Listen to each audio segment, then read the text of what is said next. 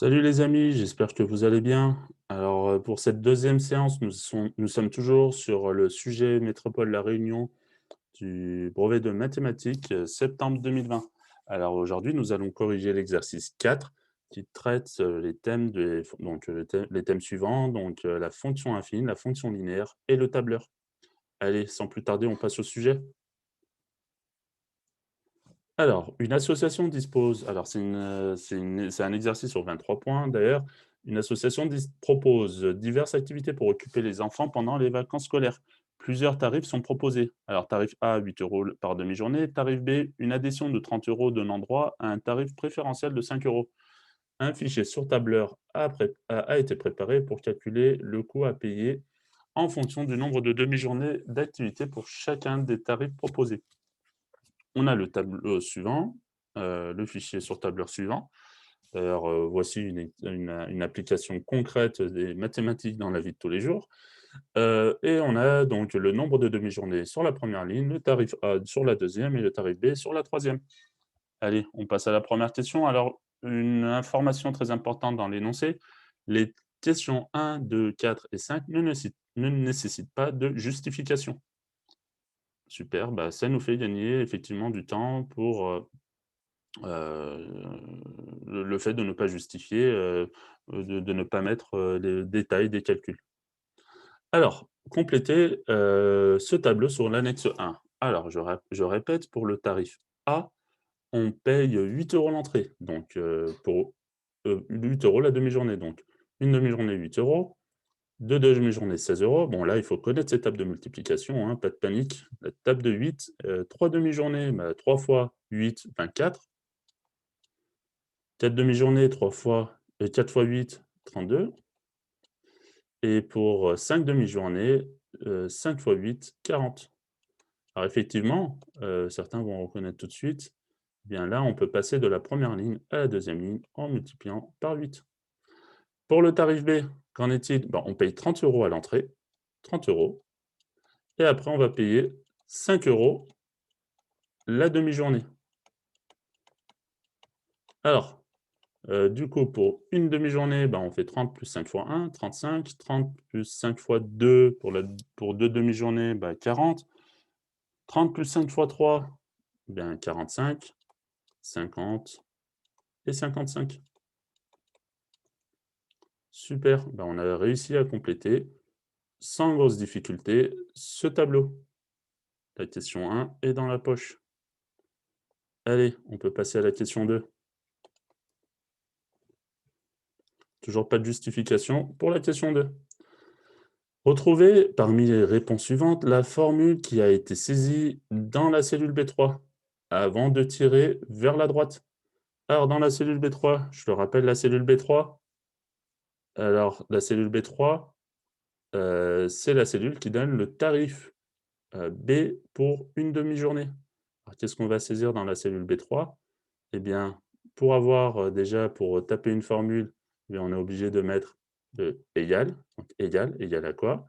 Eh bien, si vous voulez rentrer une formule sur Excel, bah, il faut toujours taper le égal dans la cellule et après égal à quoi? Bah, on paye 30 € d'adhésion, bah, 30 plus, bah, 5 € par demi-journée. Alors, le signe multiplié, bah, c'est l'étoile, OK?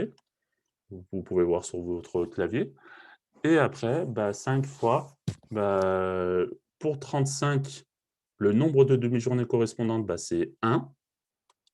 Bah, parce que pour obtenir 35, on a fait 30 plus 5 fois 1. Eh bien, le 1, c'est la cellule B1.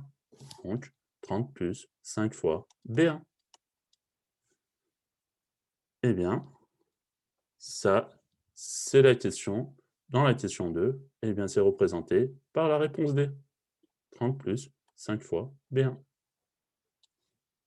Super. Allez, on peut passer du coup à la question 3. Alors, on considère les fonctions f et g qui donnent les tarifs à payer en fonction du nombre x de demi-journées d'activité. Le tarif A, c'est 8 fois x. Le tarif, donc c'est f de x égale 8x, donc 8 fois x, car 8x, je le rappelle, bien c'est 8 fois x. On peut enlever le signe, de la multiplication entre une lettre et un chiffre. Et pour le tarif B, bah, c'est, 30, le prix de l'adhésion, plus 5 fois x. Et là, on peut enlever, le fois, on peut dire que c'est 5x. Alors, lequel traduit une situation de proportionnalité? Alors, je vais juste faire peut-être un petit retour sur, ce qu'on a noté dans le 1. Alors dans le 1, je remets rapidement les réponses, donc hop, attention à ne pas se tromper dans l'étape de multiplication. Alors, bah, qu'est-ce qu'on avait dit pour la question 1? Que pour trouver le prix, du tarif A, il suffisait de multiplier la première ligne par 8. Eh bien, passer d'une ligne à l'autre en multipliant par un nombre, ça vous dit quelque chose? Oui, c'est un cas de proportionnalité. On est dans une situation de proportionnalité. Eh bien, dans une situation de proportionnalité, dans un tableau de proportionnalité, en multipliant un nombre par, les valeurs d'une ligne pour passer à l'autre, bah, c'est ce cas-là qui nous disait qu'on avait bien la situation, les deux grandeurs qui étaient bien proportionnelles. Donc ici, le nombre de demi-journées est proportionnel au prix payé, via le tarif A. Donc là, malheureusement, eh bien, pour le tarif B, on n'a pas une situation de proportionnalité. Alors, pourquoi? Par définition, sa formule, parce qu'on ajoute 30 et on multiplie par 5 le nombre de demi-journées, ou sinon, très rapidement, on peut le voir, comment passer de 1 à 35? On multiplie par 35, 1 fois 35, 35. Mais est-ce qu'en multipliant 2 par 35, on obtient 40? Eh bien non, il aurait fallu obtenir 70, ainsi de suite pour les autres. Et là, ce n'est pas le cas. Donc, pour le tarif B, on n'a pas une situation de proportionnalité. Alors, si on n'a pas une situation de proportionnalité, pour G de X, on a bien une situation de proportionnalité pour F. Alors, quelle est celle qui traduit une situation de proportionnalité? La fonction F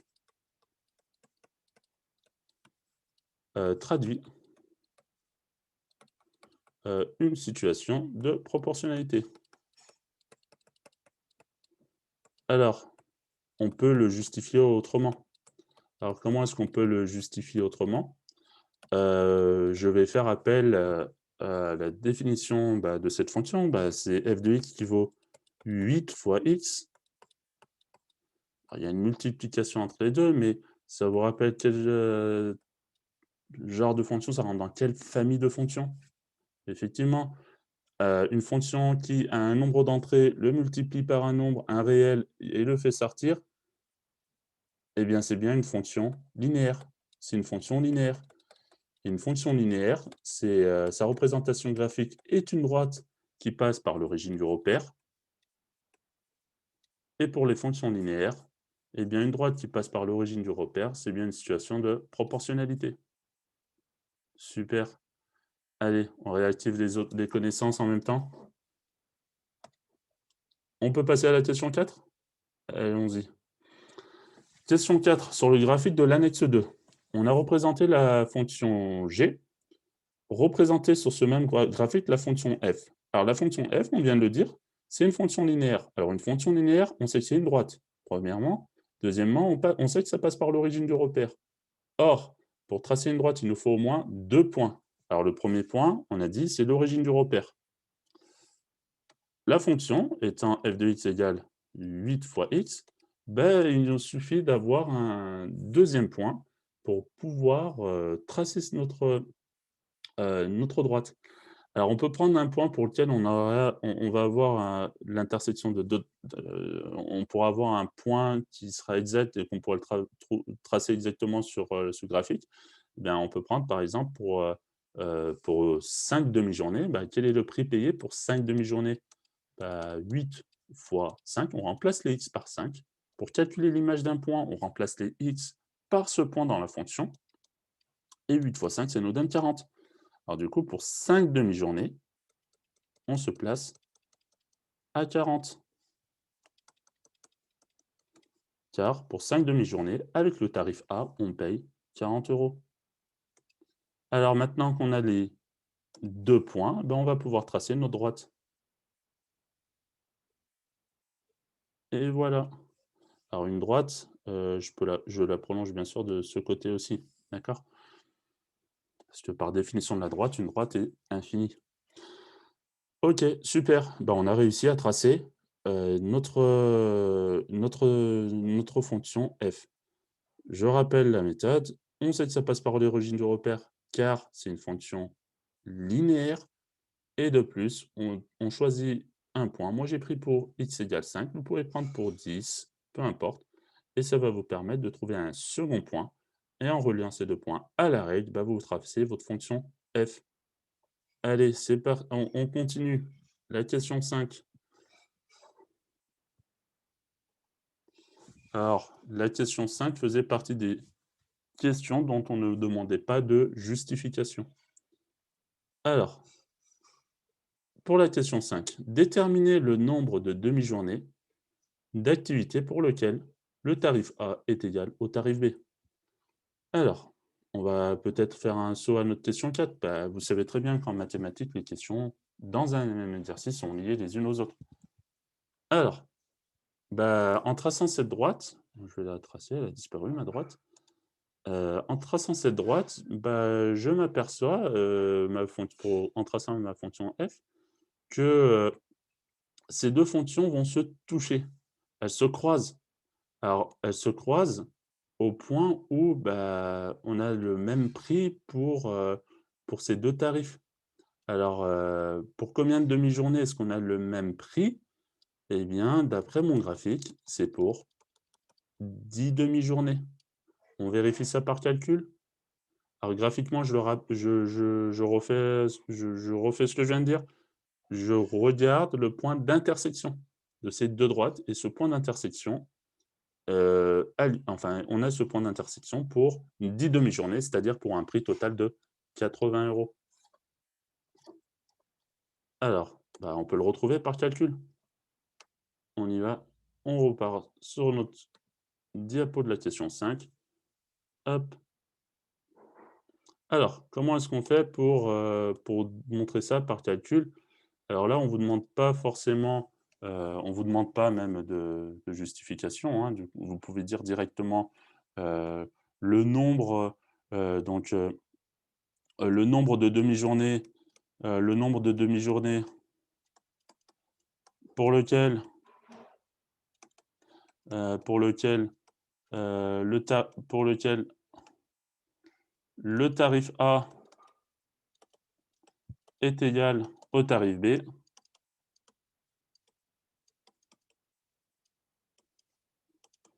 et le tarif B est de 10.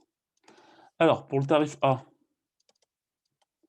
bah, on paye 8 € la demi-journée, donc on fait 8 fois 10, on obtient bien 80. Pour le tarif B,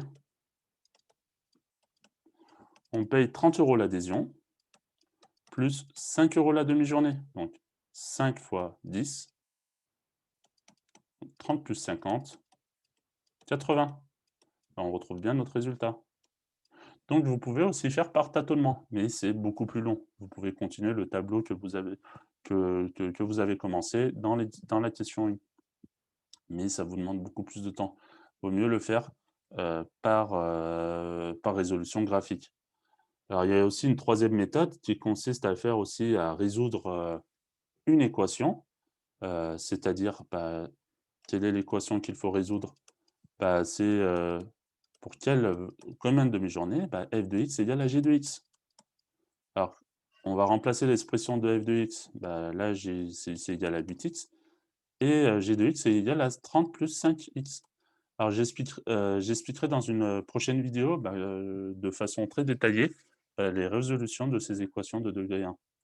Alors du coup, comment faire? Bah, il faut qu'on puisse avoir que du x d'un côté et des nombres de l'autre. Bah, du coup, pour passer à la prochaine étape, je vais enlever les 5x qui sont à droite. Donc je fais -5x et du coup -5x. Alors, si j'enlève quelque chose à droite, je dois enlever la même chose à gauche. Donc 8x moins 5x, 3x, et est égal à 30. Allez, on est presque.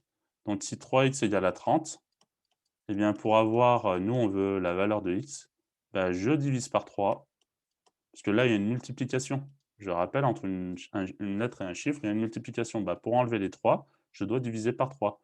Donc là, il me reste que x, et là, 30 divisé par 3, c'est bien égal à 10. On retrouve aussi notre calcul, notre résultat par résolution d'équation. Très bien. On peut passer à la dernière question? Alors je rappelle, c'était une question qui ne demandait pas de justification, mais j'ai quand même voulu vous justifier la réponse et les faire de façon différente, graphiquement et par résolution d'équation, et même la troisième en faisant du tâtonnement, mais qui est une méthode beaucoup trop longue. On peut passer à la question 6. Alors pour la question 6, hop, on va avec un budget de 100 €, déterminer le nombre maximal de demi-journées auxquelles on peut participer. Décrire la méthode choisie. Alors, ici, donc, on va, du coup, on peut faire ça de façon graphiquement, enfin, on peut résoudre ceci graphiquement. Alors, on a déjà la fonction de g, je vais retracer rapidement la fonction f. Alors la fonction f, c'est une droite qui passait par l'origine du repère et on avait pris un point, vous vous en souvenez? C'était le point, bah, ça passait par 80, donc par les points de coordonnées, par le point de coordonnées 10, 80, voilà. Alors ça, c'est une autre fonction f. Alors, pour la fonction f, je vais noter cf. Alors le but ici, c'est de savoir, bah, avec 100 €, bah, combien je peux avoir de demi-journées, combien est-ce que je peux effectuer de demi-journées? Alors pour, la résolution graphique, il suffit de tracer la droite y égale 100. Alors si je trace la droite y égale 100, je vais la tracer peut-être d'une façon une couleur un peu plus foncée, hop. Alors la droite y égale 100, c'est une droite qui est, horizontale et qui passe par 100. Alors, pour la droite y égale 100, je regarde, bah, l'intersection avec le tarif B. Alors le tarif B est représenté par la fonction G. Alors pour le tarif B, eh bien, je peux lire le nombre de demi-journées. Eh bien avec 100 €, eh bien je peux faire, 14 demi-journées avec le tarif B. Alors on peut vérifier par calcul. Alors, on a dit 14 demi-journées, donc 30 plus 5 fois 14, car je paye 30 € l'adhésion et 5 € la demi-journée, donc ça me fait 30 plus 70, ce qui vaut bien 100. OK. Alors, pour le tarif A, eh bien pour le tarif A, c'est la fonction CF, et là, on voit qu'on ne tombe pas sur un nombre entier, donc on tombe entre 12 et 13. Même, bon, on n'est pas je suis peut-être pas assez précis sur mon graphique pour dire, que c'est 12,5, mais on peut retrouver par calcul, donc en résolvant une petite équation. Alors, on va calculer, bah, pour quelle valeur de x, bah, f de x égale à 100. Peut-être que vous préférez quand les x sont à gauche, je vais l'écrire de l'autre côté. Donc f de x, c'est 8x égale à 100. Je divise directement par 8 des deux côtés et ça me donne x égale à 12,5. Effectivement. Donc on ne peut pas dire 12,5 demi-journées, mais avec le tarif A, on a le droit à 12 demi-journées.